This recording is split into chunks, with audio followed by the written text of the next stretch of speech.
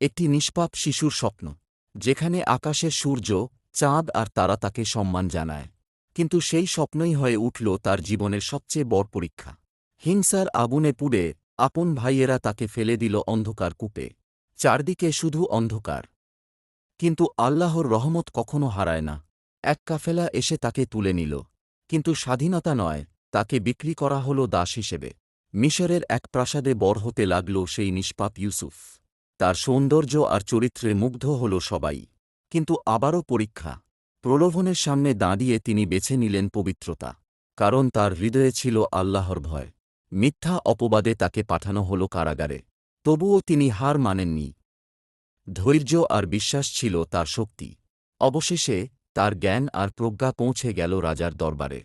একটি স্বপ্নের ব্যাখ্যা বদলে দিল তার ভাগ্য। দাস থেকে হয়ে গেলেন মিশরের সম্মানিত ব্যক্তি। আর একদিন সেই হারানো পরিবার ফিরে এলো তার কাছে।